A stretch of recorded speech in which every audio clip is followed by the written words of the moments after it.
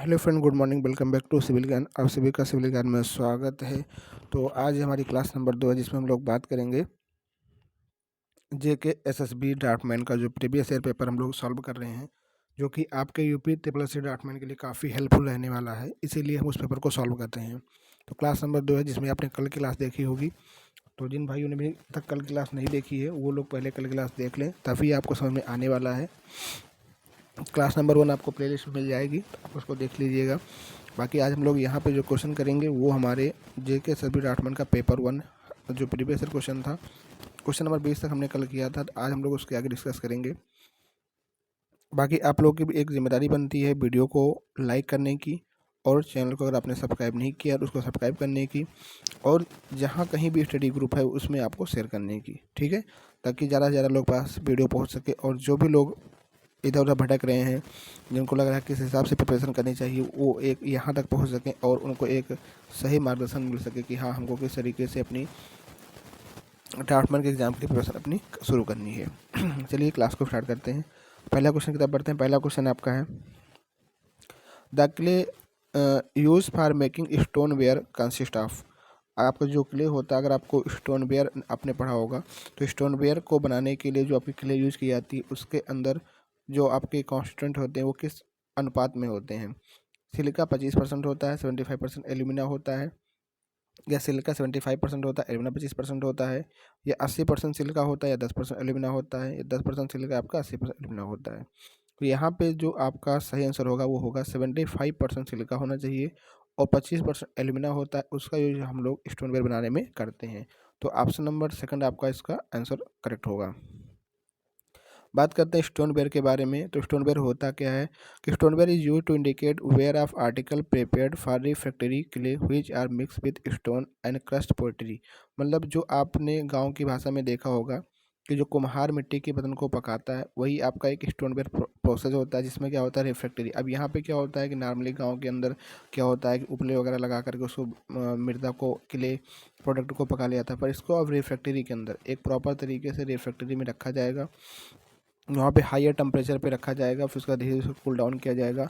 Stoneware is more compact and dense the earthenware. जो आपके मृद भांड, जो मिट्टी के बने भांड होते हैं, उससे कहीं ज़्यादा कॉम्पैक्ट और डेंस होते हैं आपके stoneware. When glaze the stoneware become impervious to water and they are not affected by acid और एटमॉस्फेरिक एजेंसी। जब इनके ऊपर ग्लेजिंग प्रोसेस कर दी जाती है तो ये इम्परवियस हो जाते हैं, मतलब इनमें से पानी का जो होता है वाटर से इम्परवियस हो जाता है। Are not affected by acid और एटमॉस्फेरिक एजेंसी, जो भी कोई आपकी एटमॉस्फेरिक एजेंसी होती है उससे आपकी ये प्रभावित नहीं होते हैं। दूसरी बात आपको यहाँ पे लिखा हुआ है, the sound stoneware give clear ringing sound when struck with each other. जब दो स्टोनवेयर को आपस में अगर स्टक किया जाता है, मतलब आपस में टकराया जाता है, तो उनके बीच में एक क्लियर रिंगिंग साउंड उत्पन्न होती है। The stoneware are strong, impervious, durable and resistant to corrosive fluids, and they resemble fire bricks.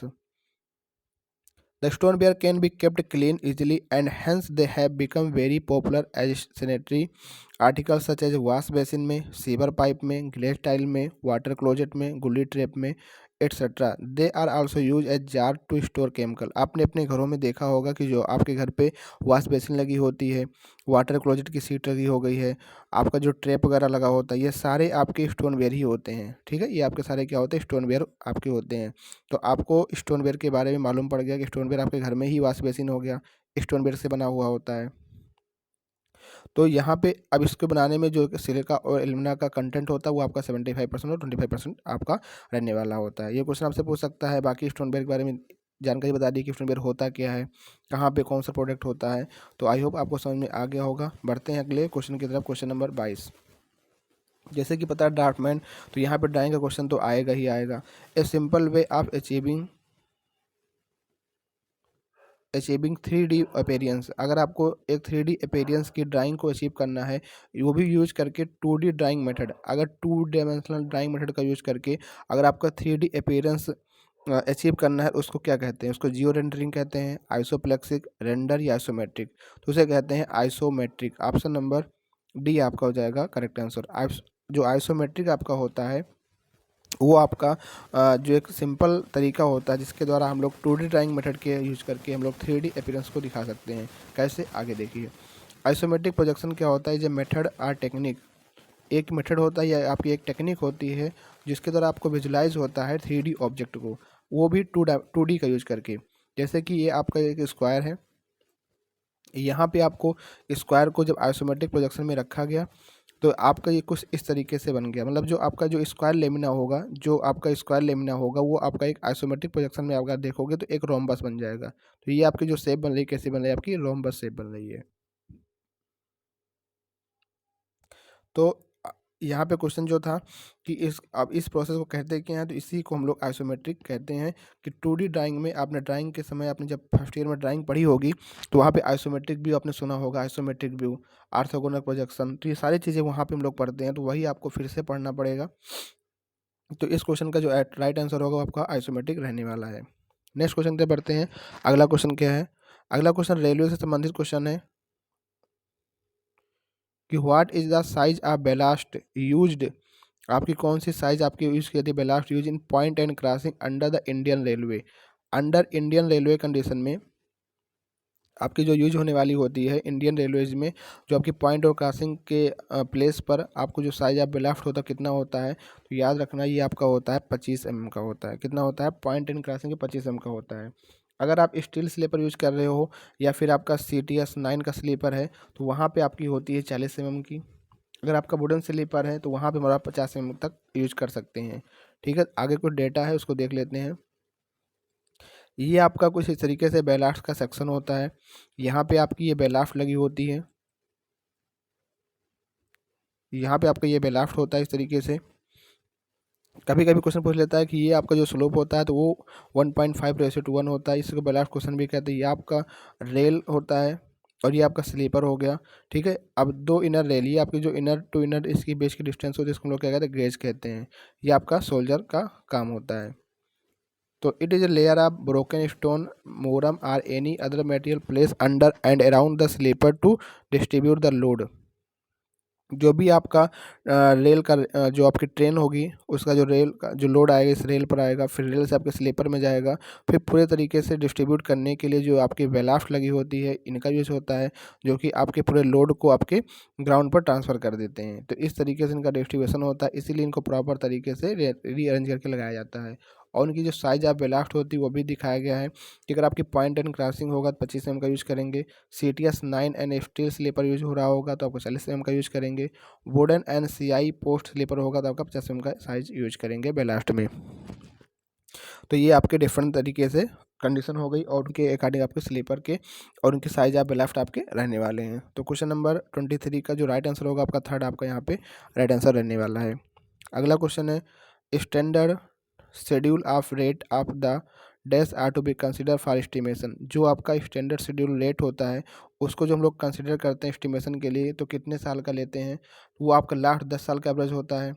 जो भी आपका शेड्यूल ऑफ रेट होता है, जो स्टैंडर्ड शेड्यूल रेट होता है, जब हम लोग अपने कंस्ट्रक्शन को शुरू करते हैं तो हमारे पास एक शेड्यूल होता है कि हमको कोई भी काम कराना होगा तो उसी शेड्यूल से देख कर करना होगा कि उसके अंदर हमारे किस रेट का कौन सा आइटम है क्या नहीं है। तो वो क्या 10 साल के पुराना लेखा जोखा होता है? नहीं। क्या 15 साल का होता है? नहीं भाई, वो तो करंट ईयर का होता है। मतलब जो करंट में जो रेट मार्केट में चल रहा हो, इसलिए तो उसको हम लोग बार बार उसको रिवाइज भी किया जाता है कि जो मार्केट में करंट रेट है उसी के आधार पर रेट एनालिसिस की जाती है। तो क्वेश्चन नंबर 24 का हो जाएगा ऑप्शन नंबर डी, 4 आपका राइट आंसर यहाँ पर रहने वाला है कि जो करंट ईयर में आपकी जो भी चीज़ें होती हैं, जो भी आपका रेट्स होते हैं उसी को शेड्यूल ऑफ रेट के नाम से जाना जाता है और उसी को कंसिडर भी किया जाता है एस्टिमेशन के दौरान।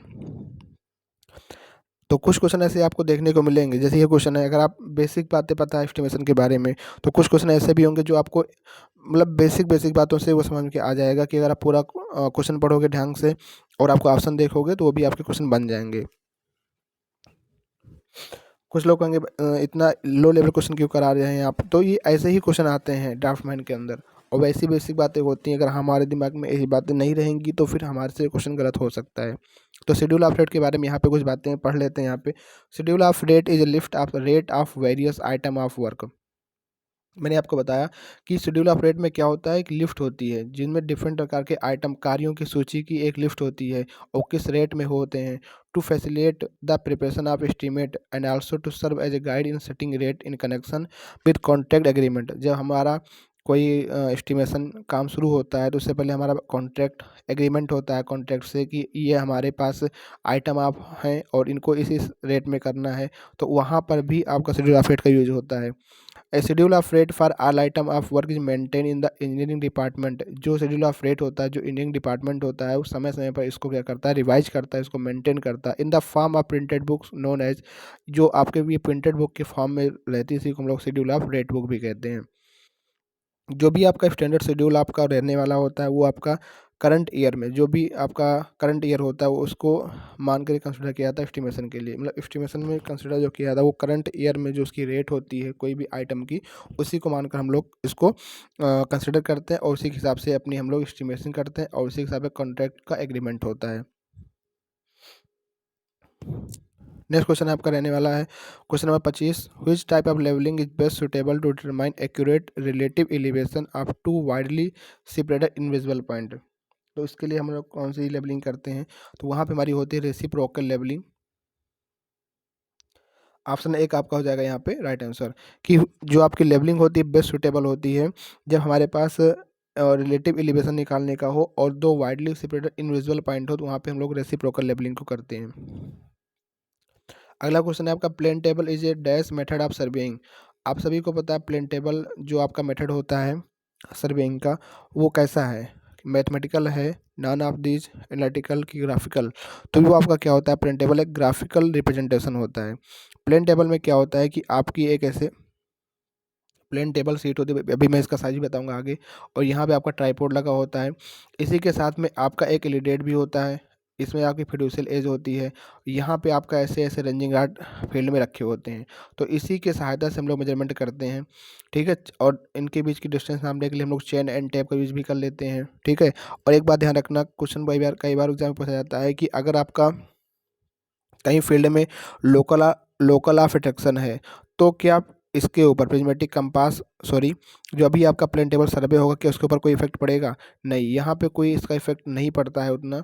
ठीक है, तो कभी कभी क्वेश्चन ये भी पूछा जाता है और कभी कभी क्वेश्चन ये भी होता है कि किसमें ऑफिशियल काम बहुत ही कम होता है, तो जो प्लेन टेबल सर्वे होता है उसके अंदर क्या होता है मेरे भाई कि आप फील्ड का वर्क और जो आपका ऑफिशियल वर्क होता है दोनों एक साथ कर सकते हो, साइमल्टेनियसली होता है, क्योंकि जो कुछ कुछ जैसे होता क्या है, बहुत सारी रीडिंग हम लोग किसी सर्वे में क्या करते हैं फील्ड में लेते हैं, उसके बाद आकर के ऑफिस वर्क भी करते हैं, पर प्लेन टेबल में क्या होता है कि ऑफिशियल वर्क भी आपका साथ साथ हो जाता है, तो ये इसका फ़ायदा होता है। अब यहाँ पे पढ़ लेते हैं प्लेन टेबल के बारे में कि plane table is a graphical method of surveying in which field observation and plotting are done simultaneously on a plane table. मतलब जो फील्ड में ऑब्जर्वेशन होगा और प्लॉटिंग का काम होगा, प्लॉटिंग हम लोग अक्सर ही आके ऑफिस में करते हैं पर आपका प्लॉटिंग का कार्य दोनों एक साथ हो जाता है। It is most suitable for filling in various detail between the station previously fixed by triangulation. It is commonly used for preparing small scale mapping और medium size mapping के लिए बहुत ज़्यादा suitable होता है। This type of survey is employed when great accuracy is not required। जहाँ पे हमको accuracy की इतना आवश्यकता नहीं होती है वहाँ पे इस प्रकार के सर्वे को हम लोग एक्वायर्ड कर लेते हैं या हम लोग इसको एम्प्लॉय कर देते हैं। Instrument use in plane tabling, कौन कौन से इंस्ट्रूमेंट होते हैं आपके प्लेन टेबलिंग में यूज होते हैं, जैसे कि प्लेन टेबल हो गया, ट्राइपॉड हो गया, एलिडेट हो गया, और भी बहुत सारी चीज़ें होती है जैसे कि आपका स्पीड लेवल होता है, ट्रफ कंपास होता है, प्लम्बिंग फार्क होता है। प्लम्बिंग फार्क आपका कुछ इस तरीके से होता है जो लाइक एक जैसे आपके घर में चिमटा होगा देखा होगा, कुछ इस तरीके से होता है जो कि सेंटरिंग करने के काम आता है। या हम कहें कि जो भी आपका ग्राउंड का पॉइंट होता है उसको जस्ट मैप में ऊपर मतलब जो आपका सीट होगी उसके ऊपर लाई करने के लिए यूज किया जाता है। Plum Bob and proofing cover भी आपका इसमें होता है। प्लेन टेबल का यहाँ पे कुछ साइज दे रखा है कि जो भी आपका प्लेन टेबल होना चाहिए made of well seasoned good quality teak या पाइन वुड का बना होना चाहिए, जो कि अवेलेबल डिफरेंट साइज में होता है, जैसे small size 50 centimetre to 40 centimetre. इसकी जो थिकनेस होती है जैसे कि आपने ये ऐसे देखा होगा, और इसकी जो थिकनेस होती है, थिकनेस आपकी क्या होती है 15 mm होती है लगभग। और इसकी लार्ज साइज़ क्या होती है, आपने एग्जाम में जो कई बार देखा होगा ये साइज़ पूछा गया कि 75x60 सेंटीमीटर की जो साइज़ होती है, क्या ये आपके प्लेन टेबल की साइज़ होती है? बिल्कुल होती है। 50x50 मीडियम के लिए होती है, 50x40 आपका स्मॉल के लिए होती है। तो आई होप क्वेश्चन नंबर 26 आपको समझ में आ गया होगा, प्लेन टेबल के बारे में था। क्वेश्चन नंबर 27 की तरफ बढ़ते हैं। क्वेश्चन नंबर 77 आपका है, when there is excess water flow in the river the water can be store for later irrigation through. मतलब जब कोई एक्सेस वाटर फ्लो करता है इन द रिवर में, तो हम लोग क्या करते हैं, उस वाटर को स्टोर कर लेते हैं। तो उसमें क्या होता है कि आपके हेडवर्क बनाए जाते हैं। तो एक आपका होता है स्टोरेज हेडवर्क। स्टोरेज हेडवर्क में क्या होता है, जब कभी सरप्लस वाटर आपका आता है उसमें स्टोर हो जाता है, और जब हमको नीड होती है उस वाटर को हम लोग इरिगेशन पर्पज़ के लिए यूज कर लेते हैं। तो उसको हम लोग क्या कहते हैं, उसको हम लोग कहते हैं स्टोरेज हेडवर्क कहते हैं। ऑप्शन नंबर 4 यहाँ पे हो जाएगा आपका right answer. Excess water flow in river can be store for later irrigation primarily, मतलब कि बाद में इरिगेशन करने के लिए यूज किया जाता है थ्रू स्टोरेज हेडवर्क से। ठीक है, तो these are structure built across a river, river के अक्रॉस ये बनाया जाता है to store excess water flow and regulate it for later use including irrigation. मतलब बाद में अगर हमको अपना इरिगेशन वर्क करना है तो उस केस में हम लोग स्टोरेज वाटर से, स्टोरेज हेडवर्क से पानी को ले लेते हैं, और ये स्ट्रक्चर आपके जो है क्रॉस रिवर आपका बनाया जाता है। नेक्स्ट क्वेश्चन, नेक्स्ट आपका है कि this store water create a reservoir that can be use when water level are low such as during dry period. जैसे कि होता क्या है कि मान लो आपकी फ्लोइंग कंडीशन थी, पानी आ रहा था, तो उस समय तो हमको अपने खेतों में पानी मिल रहा था कि हाँ हमारी सिंचाई हो जा रही थी। पर एक कंडीशन ऐसी भी आती है कि जब आपका लो कंडीशन होता है, पानी लेवल बहुत कम हो जाता है, ड्राइंग पीरियड आ जाता है, तो उस समय भी हमको पानी अवेलेबल रहे, इसीलिए स्टोरेज हेडवर्क बनाया जाता है ताकि उसमें पानी स्टोर रहता है। Water can be release in a controlled manner into network of canal to irrigate agriculture land. Agriculture land को, कैनाल को इरिगेट करने का एक कंट्रोल तरीका से इसमें होता है आपका, ये आपकी बातें यहाँ पे करी है। ठीक है, मतलब कंट्रोल मैनर से आपको पानी का नेटवर्क, कैनाल के नेटवर्क को बनाया जाता है ताकि इरिगेट, एग्रीकल्चर लैंड को इरिगेट करने के लिए। तो ये सारी बातें थी स्टोरेज के बारे में। क्वेश्चन आगे बढ़ते हैं। यहाँ पे है आपका बेसिन हेडवर्क। बेसिन हेडवर्क पढ़ते हैं। बेसिन हेडवर्क क्या होता है?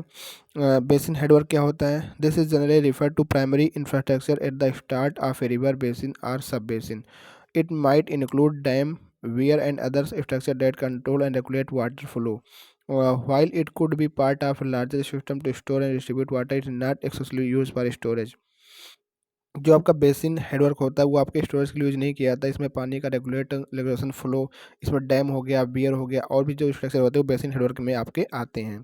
कैनाल आपको पता हो, कैनाल आपका एक मैन मेड वाटर वे होता है, use for irrigation, drainage and navigation के लिए यूज किया जाता है। Canal can distribute the stored water from storage headwork to various field for irrigation, but they are not storage structure themselves में use होता है। कैनाल हेडवर्क क्या होता है? सिमिलर टू बेसिन हेडवर्क के समान ही होता है। This term usually refer to the infrastructure at the start of a river channel. This could include various mechanisms for controlling and regulating flow, but not especially for storing excess water। मतलब channel headwork जो आपका होता है वो भी आपके flowing के लिए, रेगुलेटिंग के लिए, उसके कंट्रोलिंग में यूज होता है, ना कि पानी को स्टोर करने के लिए। तो ये सारी बातें आपने यहाँ पे सीखी। स्टोरेज हेडवर्क क्या होता है, कैनाल हेडवर्क, चैनल हेडवर्क क्या होता है, फिर आपका कैनाल क्या होता है, फिर आपके बेसिन हेडवर्क का यूज़ कहाँ पे होता है, कहाँ पे बनाया जाता है, इसके कौन कौन से इसके अंदर स्ट्रक्चर आते हैं, सारी बातें आपने यहाँ पे पढ़ ली। आगे बढ़ते हैं question number 28। The time period from the instant of first watering to the instant of the last watering, ये इरीगेशन का क्वेश्चन है। तो टाइम पीरियड क्या होता है? From the instant of the first watering, मतलब खेतों में क्या होता है कि आप जब खेतों की बुआई करने आप जाते हैं तो उसके पहले क्या होता है कि वहाँ पे हमको पानी देना होता है। ठीक है, तो अब ये ऐसा तो है नहीं कि आपने पहली बार पानी दिया होगा, वो आपका फसल हो गई होगी, आपने काट नहीं, काफ़ी लंबा प्रोसेस होता है। सबसे पहले ही वाटरिंग की जाती है, इसको हम लोग पेलियो इरीगेशन भी कहते हैं। उसमें क्या होता है कि जब केवल हमारे जो लैंड है, जो हमारी कल्टीवेटर लैंड है, कल्चरेबल लैंड है, उसको हम उपजाऊ बनाने के लिए, उसकी सॉइल को नम बनाने के लिए हम लोग क्या होता है, पहले गाँव की भाषा में जिसे कहते हैं कि खेतों में पानी को ठहराना, मतलब कि जो पहली बार पानी किया जाता है उसके बाद हम लोग जुताई करते हैं तो उसको हम लोग पहली इरिगेशन कहते हैं, ठीक है। और उसके बाद क्या होता है कि लास्ट में हार्वेस्टिंग से पहले, मतलब फसल की कटाई से पहले हम लोग क्या कहते हैं, पानी को देते हैं। तो वो समय होता है, उन्हीं के समय को बांटा गया, एक होता है बेस पीरियड, एक होता है क्रॉप पीरियड। अब जो क्रॉप पीरियड होता है वो थोड़ा ज़्यादा होता है कंपेयर टू बेस पीरियड से। तो इंस्टेंट ऑफ, मतलब जो फर्स्ट वाटिंग, जब हम लोग इसमें फर्स्ट वाटिंग देते हैं, जो हम लोग इसमें फर्स्ट वाटिंग देते हैं और लास्ट वाटिंग के बीच का समय जो होता है वो आपका क्या होता है, बेस पीरियड के नाम से आ जाता है। अच्छा, क्रॉप पीरियड में क्या होता है, क्रॉप पीरियड में वो भी समय होता है कि जैसे कि मान लो आपने ऐसा तो है, मतलब कि आपने खेतों में तुरंत ही तो बीज नहीं बो दिया होगा, उससे पहले आप पहले पेलियो इरीगेशन भी देते हैं। तो उस वाले इरीगेशन को लेकर के आपकी जो लास्ट वाली इरीगेशन तक का समय होता है क्रॉप पीरियड, तो थोड़ा सा लगभग ज़्यादा होता है, हल्का सा क्रॉप पीरियड आपका ज़्यादा होता है आपका as compare to base period. पर इसको मैथमेटिकल पर्पज से हम लोग कैलकुलेटिव विधिष्टि से इसको एक ही मानते हैं। तो the time period from the instant of the first watering, मतलब फर्स्ट वाटिंग जैसे ही आपने की उस इंस्टेंट से लेकर के लास्ट वाटिंग के इंस्टेंट तक का समय जो होता है आपका बेस पीरियड में आता है। ऑप्शन नंबर 2 आपका यहाँ पे राइट आंसर है। क्रॉप पीरियड क्या होता है, पहले थोड़ा उससे ज़्यादा होता है क्रॉप पीरियड का समय। यहाँ पे है time between first watering of crop at the time of sowing, मतलब क्या हो गया कि बुआई के समय, सोइंग मतलब क्या होगा कि जब आपने बीज बोने के समय, जो आप बीज बो रहे थे उस समय जो आपने पानी दिया था, उस समय से लेकर के last watering before harvesting is called as base or base period of the crop and usually express in days में इसको कहा जाता है। आपने ये क्वेश्चन कई बार देखा होगा कि delta is equal to 8.64 base period upon duty आपका होता है, ये भी आपने देखा होगा कई बार। अब यहाँ पे क्रॉप पीरियड है, क्रॉप पीरियड क्या होता है आपका, थोड़ा सा जूम करते हैं।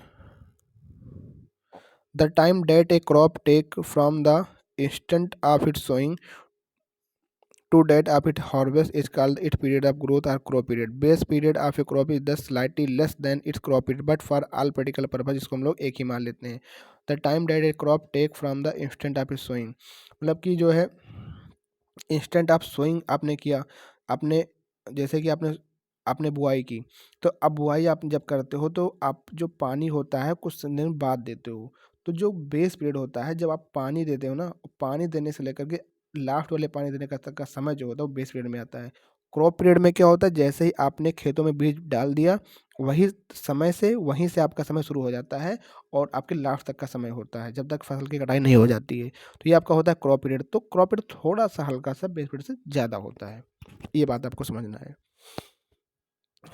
नेक्स्ट क्वेश्चन आपका रहने वाला क्या है, crop coinciding mostly with the south western monsoon, कौन सी ऐसी क्रॉप है जो साउथ वेस्टर्न मानसून के समय बिल्कुल आपके जो है कॉन्साइड करती है, तो वो आपकी खरीफ का समय होता है। खरीफ के समय जब आपका साउथ वेस्टर्न मानसून आता है तो वही आपका समय क्रॉप की कॉन्साइड कर जाती है खरीफ सीजन में, ठीक है।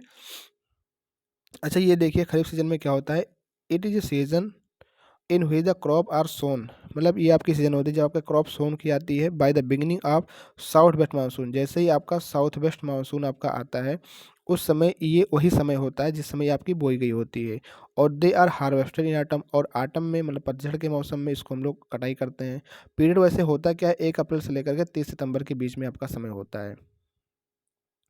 फिर आपका जो है ठीक है, रबी सीजन क्या होता है, in rabi season in which the crop are sown in the autumn and they are harvested in spring, तो 1 अक्टूबर लेकर के 31 मार्च का समय आपका रबी सीजन में आता है। अच्छा इसको हम लोग खरीफ सीजन को हम लोग समर क्रॉप से भी कहते हैं, क्योंकि जैसे ही मानसून आता है वैसे ही इसकी फसल की आपकी शुरुआत हो जाती है, जैसे कि आपका राइस हो गया, ठीक है। और ये आपका रबी सीजन आपका व्हीट जो गेहूँ होता है वो आपका इस सीजन में होता है, रबी सीजन में होता है। क्रॉप रेशियो क्वेश्चन कई बार पूछा है, क्रॉप रेशियो क्या होता है, the ratio of the area irrigated in rabi season to the area irrigated kharif season, इन दोनों सीजनों में जो भी एरिया इरिगेट की गई उन दोनों का रेशियो आपका क्रॉप रेशियो कहलाता है। हाइग्रोस्कोपिक वाटर क्या होता है, हाइग्रोस्कोपिक वाटर क्या होता है, when an oven dried sample is kept open in the atmosphere it absorbs some amount of water from the atmosphere, जब कोई आपका ओवन ड्राइड सैंपल एटमॉस्फेयर में ओपन किया जाता है तो वो क्या करता है, सम अमाउंट ऑफ वाटर को एब्जॉर्ब कर लेता है एटमॉस्फेयर से। This is known as the hygroscopic water and is not capable of movement by the gravity of capillary force, ठीक है। तो ये भी आपका हो जाएगा आपका ऑप्शन नंबर 3 आपका राइट आंसर रहने वाला है। अगला क्वेश्चन है, as per British Indian standard what is the correct formula applicable for lettering A and B. A and B lettering के लिए कौन सा फार्मूला आपका यूज़ किया जाता है। तो आपके ड्राइंग में ये क्वेश्चन है, तो ये आपको फार्मूला याद रखना है कि लेटरिंग में आपका जो यूज़ किया जाता है लेटरिंग में आपका वो आपका होता है एज इक्वल टू, जो लेटरिंग ए के लिए होता है वो आपका होता है H/14 टू H/10। बी के लिए lettering A D=H/14 and B=H/10, ये आपका फार्मूला होता है।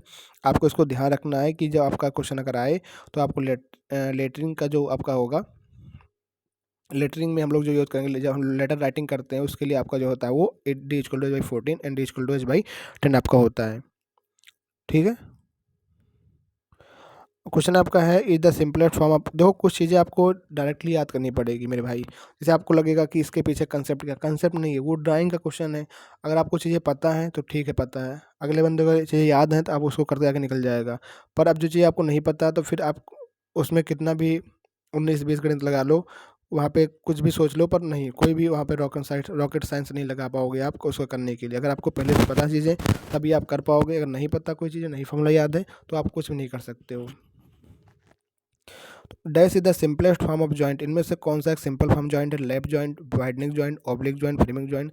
तो आपका जो लैप जॉइंट होता है वो आपका सबसे आपका सिंपलेस्ट फॉर्म ऑफ जॉइंट होता है। तो ऑप्शन नंबर 1 आपको हो जाएगा राइट आंसर। तो यहाँ पढ़ लेते हैं सब जॉइंटों के बारे में।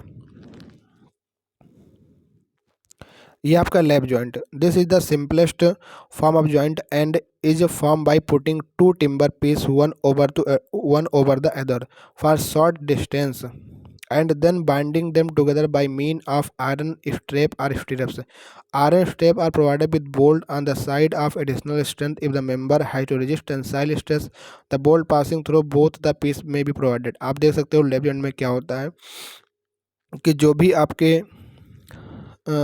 ये आपका एलिवेशन है, ये आपका प्लान है, आप प्लान में ऊपर से देखोगे तो ये आपका एक वुडन होगा, ये आपका वुडन होगा। तो होता क्या है कि ऐसे लैपिंग कर दी जाती है, ठीक है, मतलब ये वुडन का लैप कर दिया जाता है और लैप करने के बाद इनके बीच में बोल्ट डाल दिया जाता है, तो इससे आपस में जुड़ करके एक स्ट्रेंथ देने लगते हैं। तो यही क्वेश्चन है कि लैपिंग जॉइंट सबसे आसान होता है। क्वेश्चन आपका था कि सिंपल फॉर्म ऑफ जॉइंट कौन सा होता है, आपका लैप जॉइंट होता है। ठीक है, वाइडनिंग जॉइंट क्या होता है। This joint are also called side joint or boarding joint and are use for extending the with board or plank the member are place edge to edge आपका होता है। These are use for wooden door, floor, table etcetera के लिए। Oblique joint क्या होता है। This joint are use when two member meet at angle other than right angle such as timber truss construction, ये आपका यूज किया जाता है। फ्रेमिंग जॉइंट क्या होता है। Framing joint are use to construct the frame of door, window, ventilator. जो आपका फ्रेम आपका होता है डोर का, विंडो का, उसको हम लोग कंस्ट्रक्ट करते हैं फ्रेमिंग जॉइंट के अंदर। अगर this joint are similar to bearing joint except that they are not suppose to carry stress as compare to bearing joint. To get the desired architectural effect this joint are suitable modified, इसको modify किया जाता है। ठीक है, question number 32 है what is the minimum height of the mezzanine floor. जो आपका मेजाइन floor होता है उसकी मिनिमम हाइट कितनी होती है आपकी, तो याद रखने, इसको मिनिमम हाइट 2.2 मीटर आपकी होती है। ये आपकी एक फ्लोर होती है, मेजाइन फ्लोर होती है, उस फ्लोर की मिनिमम हाइट रखी जाती है 2.2 मीटर आपकी रखी जाती है। पढ़ लेते हैं क्या होती है मेजाइन फ्लोर आपकी। ये the floor area of the mezzanine floor shall not exceed the area of the main floor or room accommodating the mezzanine floor. The headroom measured from the surface of the floor to any point underside of the mezzanine floor shall not be less than 2.2 metre, मतलब 2.2 metre आपके कम नहीं होनी चाहिए। तो ये आपका हो जाएगा इसका राइट आंसर। यहाँ पे कुछ डिटेल आपको है यहाँ पे, जैसे कि हैबिटेबल रूम क्या होता है। The carpet area of the habitable room shall not be less than 9.5 square metre and with not less than 2.4 metre, मतलब जो आपकी विथ होगी वो आपकी 2.4 मीटर से कम नहीं होनी चाहिए। और आपका जो हैबिटेबल रूम का एरिया होगा वो भी आपका 9.5 स्क्वायर मीटर से कम नहीं होना चाहिए। The average height shell not be less than 2.75। ये मतलब एक्स्ट्रा चीज़ें हैं, अगर आप इसको याद कर पाओगे, रख सकते हो, तो हो सकता है आपके एग्जाम में देखने को मिले कुछ नहीं यहाँ से। जैसे आपका किचन है तो carpet area of a kitchen or any other room use as kitchen shall not be less than 5 square metre and it be shall not be less than 1.8 metre. ठीक है। Average height of the kitchen measure from floor to the ceiling shall not be less than 2.75 metre. There is separate store area kitchen around this to 4.5 metre square. मतलब अगर आपका store area kitchen से अलग है तो ये आपका जो 5 स्क्वायर मीटर का एरिया वो आपका 4.5 मीटर तक स्क्वायर तक हो सकता है। और इसकी जो विड्थ होगी 1.8 मीटर। जो आपका पूरा यहाँ से यहाँ तक का जो इसकी हाइट होगी 2.7 मीटर होगी किचन की। ये सारी बातें आपके एग्ज़ाम के लिए एग्ज़ाम के पॉइंट ऑफ व्यू से काफ़ी इंपॉर्टेंट है। तो सारी बातें मैंने यहाँ पे आपको बता रखी हैं। जैसे कि बाथरूम एंड लेटरिन के बारे में है। लेटरिन के लिए क्या है, the area of the bathroom shall not be less than 1.8 square metre. मतलब जो भी आपका एरिया होगा वो आपका 1.8 में स्क्वायर कम नहीं होगा। आइदर साइड साइड मतलब कोई भी साइड आपकी 1.2 मीटर से कम नहीं होनी चाहिए विथ आइदर, या फिर आपका side not less than 1.2 metre. Carpet area of the latrine का shall not be less than 1.1 square metre. Carpet area क्या होता है, ये आपकी जो इनर टू इनर होती है, ठीक है, इसके अंदर आपका with one side not less than 0.9 metre. ठीक है।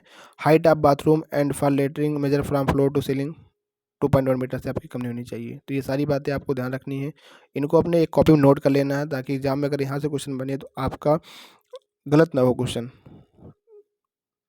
Isometric projection it is that type of projection. जो आइसोमेट्रिक प्रोजेक्शन होता है वो किस प्रकार का प्रोजेक्शन आपका होता है, ये आपका होता है पिक्टोरियल प्रोजेक्शन होता है। Isometric projection is a type of pictorial projection in which the three dimensions of solid are not only shown in one view but their actual size can be measured directly from it। मतलब जो कह रहा है कि isometric projection के अंदर जो भी आपका पिक्टोरियल प्रोजेक्शन होता है वहाँ पे आपको 3 डायमेंशन ऑफ सॉलिड आपको दिखाई नहीं देती हैं पर एक व्यू के अंदर, बट एक्चुअल साइज हम लोग उनको मेजर कर सकते हैं डायरेक्टली फ्रॉम इट से। Is isometric projection there are 3 principal axis such as height axis, length axis and width axis. Three axes of the object are equally inclined 120 degree to each other and their dimension, length, height and width are equally foreshortened by using an isometric scale। तो ये सारी बातें आपको ध्यान रखनी इस isometric projection के बारे में। अगला क्वेश्चन आपका है the east west corridor of national highway connect which are the following cities. तो आपका आपने सुना होगा एक national north to south corridor, एक आपने सुना होगा ईस्ट वेस्ट कॉरिडोर। तो ईस्ट वेस्ट कॉरिडोर आपका कौन सा होता है, कोलकाता बड़ोदरा होता है, बॉम्बे मद्रास होता है, कि आपका दिल्ली टू बॉम्बे होता है, कि आपका पोरबंदर टू आपका सिलीचर होता है। तो ये आपका जो नॉर्थ टू ईस्ट, जो ईस्ट टू वेस्ट आपका होता है, ईस्ट टू वेस्ट कॉरिडोर आपका होता है वो पोरबंदर टू सिलीचर आपका होता है। ऑप्शन नंबर 4 आपका हो जाएगा राइट आंसर। तो यहाँ पे आप लोग देख लीजिएगा कि जो भी आपका ईस्ट वेस्ट कॉरिडोर होता है वो आपका एक्सप्रेस किया जाता है हाईवे इस फ्राम पोरबंदर, पोरबंदर में सौराष्ट्र गुजरात से स्टार्ट होता है टू सिलचर असम तक है। Total length of this 2 corridor will be around 7300 kilometre. ठीक है। गोल्डन आपने स्वर्णम चतुर्भुज एक योजना सुनी होगी जिसके तहत क्या होता है कि आपकी 6000 किलोमीटर का हाईवे बनाया गया था for major metropolitan Delhi Mumbai Chennai Kolkata से होकर जो कि गया था। फिर यहाँ पे है नॉर्थ साउथ कॉरिडोर जो कि आपका श्रीनगर से कन्याकुमारी तक आपका रहने वाला है। The other floor of each storey about the ground level are known as. जो अदर फ्लोर होते हैं आपके प्रत्येक स्टोरी के ऊपर ग्राउंड लेवल के ऊपर जो आपके होते हैं उनको हम लोग जानते हैं कि roofing, lower floor, roof floor, upper floor. उनको किस नाम से जानते हैं, तो वो आपके सारे अपर फ्लोर के नाम से जाने जाते हैं। अपर फ्लोर क्या होता है, the floor construction above the ground floor are known as the upper floor. मतलब जितने भी आपके फ्लोर हैं ग्राउंड फ्लोर के ऊपर अगर बनाए जा रहे हो आपके सारे अपर फ्लोर होते हैं। ग्राउंड फ्लोर हो गया, फिर आपका अपर फ्लोर हो गया। फ्लोर को 2 भागों में बांटा गया, टिम्बर फ्लोर एक आपका कंपोजिट फ्लोर आपका। ठीक है। What is the fundamental principle of surveying. तो सिंपल सा क्वेश्चन आ गया, आप इसको देखते ही उड़ा दोगे। Working from whole to part, गलती मत कर देना, बहुत लोग पार्ट टू होल कर देते हैं। होल टू पार्ट आपका होगा कि हम लोग होल से लेकर के पार्ट की ओर, ताकि हमारी एरर एक्यूमुलेट हो जाए और प्रिवेंटेड हो जाए। which the direction aspect is best suitable for gallery या बरामदा। बरामदा और गैलरी में आपकी क्या बेस्ट सुटेबल होती है कंडीशन, वो आपकी नॉर्थ, अगर उसको नॉर्थ और नॉर्थ ईस्ट में रखते हैं तो वो हमारे लिए बेस्ट सुटेबल कंडीशन होती है। तो ये भी आपका बिल्डिंग से संबंधित क्वेश्चन है, अगर आपको पता है तो कर पाओगे, अदरवाइज नहीं कर पाओगे। यहाँ पे कुछ मैंने रूम दे दिया है, फिर उनके कुछ एस्पेक्ट के बारे में दे दिया, आप उसको देख लीजिए। जैसे कि बेड है तो आप नॉर्थ वेस्ट में, वेस्ट में, साउथ वेस्ट में रख सकते हो। क्या उसका फैक्टर होगा? To receive plentiful breeze in summer, गर्मियों के मौसम में काफ़ी अच्छी हवा प्राप्त करने के लिए नॉर्थ वेस्ट में रखो, वेस्ट में, साउथ वेस्ट में रखो। किचन के बारे में रखा है कि किचन का क्या रिकमेंडेड होगा, तो आप ईस्ट में भी रख सकते हो, या फिर आप रेयरली नॉर्थ ईस्ट में भी इसका किचन का वो रख सकते हो। टू रिसीव मॉर्निंग सन, अगर आपको मॉर्निंग सन प्राप्त करनी है तो वही चीज़ germicides it purify the air, it should be well illuminate and cool the afternoon. ये सारी बातें आपको ध्यान में रखनी है। डाइनिंग टेबल आपका जो होता है, डाइनिंग रूम कहाँ पे होगा, क्या उसके तरीका होगा, साउथ ईस्ट में भी हो सकता है, साउथ में, साउथ वेस्ट में भी हो सकता है। फिर आपका ड्राइंग रूम साउथ ईस्ट में, साउथ में, साउथ में, वेस्ट में भी कर सकते हो। ये सारी बातें आपको ध्यान रखनी। स्टोर आपका जो होगा वो आपका north west, north north east में रख सकते हो। Light from north being diffuse and evenly distributed and cool, dark and cool में रख सकते हो। तो ये सारी बातें आपको इससे संबंधित क्वेश्चन आपको ध्यान रखना है। A good blast with a good yield is obtain the cut hole, मतलब जो गुड बेलाफ्ट होता है उसके लिए हम लोग किस प्रकार से कट होल लगाएं। तो इनक्लाइन 845 डिग्री टू फेस अगर करते हैं तो एक गुड बेलाफ्ट निकल के आता है, और उसके हमको जो यील्डिंग होती है काफ़ी अच्छी मिलती है।